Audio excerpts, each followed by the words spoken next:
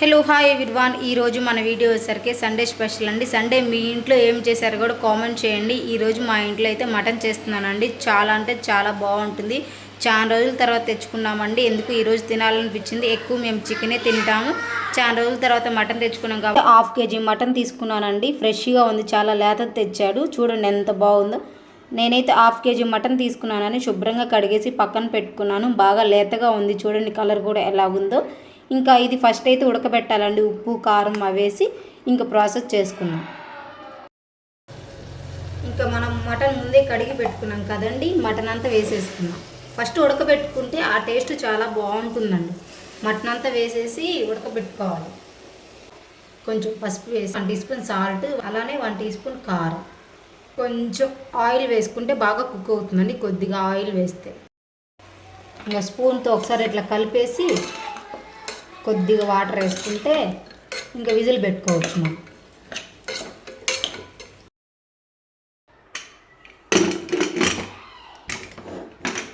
3 whistles. ఇంకా ఆలోపు onion, టమాటాలు ఇవన్నీ కట్ చేసి పెట్టుకుంటే, నేనైతే టమాటా పేస్ట్ పడతానండి. చిన్న చిన్నగానే కట్ చేసుకోవచ్చు, పర్వాలేదు. విజిల్స్ వచ్చేలోపు మనం టమాటాలు, ఆనియన్స్, పచ్చిమిరకాయలు కట్ చేసుకుంటే ఆల్మోస్ట్ సగం పని అంతా అయిపోతుందండి. ఇంకా మటన్ కుక్ అయిన తర్వాత ఇంకా ప్రాసెస్ మొదలు పెట్టుకుందాం. చాలా బాగుంటుందండి, ఇలా ట్రై చేయండి. డిఫరెంట్గా టేస్ట్ కూడా చాలా బాగుంటుంది. డిఫరెంట్గా ట్రై చేయండి, ఎప్పుడు ఒకేలా కాకుండా. మటన్ మనం తెచ్చుకునే దాన్ని బట్టి ఉంటుందండి. ముదురు తెచ్చుకుంటే ఎక్కువ విజిల్స్ పెట్టాలి. కొంచెం లేతగా వైట్ కలర్లో ఉందనుకో, లేతది కాబట్టి 4-5 విజిల్స్ అయితే సరిపోతుంది. కొంచెం రెడ్ కలర్లో ఉందనుకో 7-8 విజిల్స్ దాకా కుక్ అవ్వాలి. ఎందుకంటే మటన్ చాలా వరకు కుక్ అవ్వదు కదా, సో అందుకని. దానికి దీనికి తేడా అదే, లేత మటన్కి ముదురు మటన్కి. చూడండి నేనైతే 5 విజిల్స్ పెట్టాను.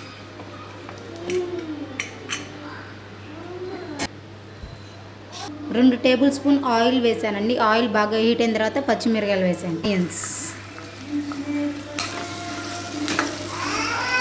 1 టేబుల్ స్పూన్ అల్లం పేస్ట్. నేనైతే ఇప్పుడే పట్టానండి. ఎప్పుడైనా ఫ్రెష్గా పట్టుకుంటేనే నాన్ వెజ్ మాంసం సూపర్ టేస్ట్ ఉంటుంది.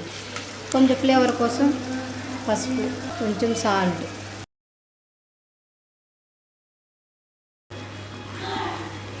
ఒక్కసారి ఇట్లా కలిపితే స్మెల్ మామూలుగా లేదు.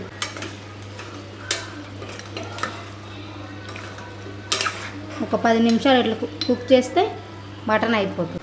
ఇక మనం ముందు టమాటా పేస్ట్ మిక్సీ పట్టుకున్నాం కదండి, అది వేసేద్దాం. టమాటా పేస్ట్ వేసిన తర్వాత ఒకసారి అట్లా కలిపేస్తే అప్పటికే చూడండి ఆయిల్ అంతా పైకి తేలుతుంది. మటన్ బాగా కుక్ అయిపోయింది. ప్రోటీన్ ఫుడ్ కదండి, ఎప్పుడన్నా ఒకసారి తినండి. రేట్ ఎక్కువైనా పర్వాలేదు. మేము రేట్ ఎక్కువనే ఎక్కువ తెచ్చుకోమండి. 2 మంత్స్ 3 మంత్స్ అవుతుందండి మటన్ తినక. ఇంకా కొంచెం వాటర్ వేసుకుందాం, గ్రేవీ కావాలి కదా. ఒకసారి అట్లా కలిపితే ఒక 10 నిమిషాలు మూత పెడితే ఇంకొంచెం మెత్తగా కుక్ అవుతుంది.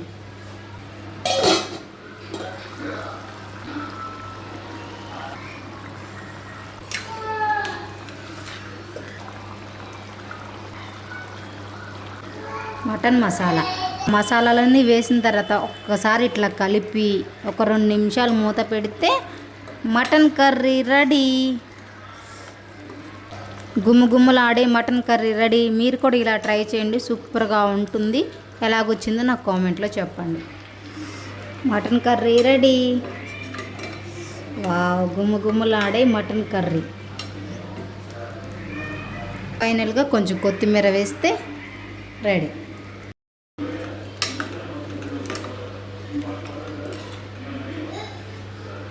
గుమ్మలాడే మటన్ కర్రీ. పల్లెటూరులో అయితే ఇలానే చేస్తారండి, చాలా బాగుంటుంది మటన్ కర్రీ. ఇలా ట్రై చేయండి, హెల్త్కి కూడా చాలా మంచిది, చాలా ప్రోటీన్ కూడా ఉంటుంది కదా.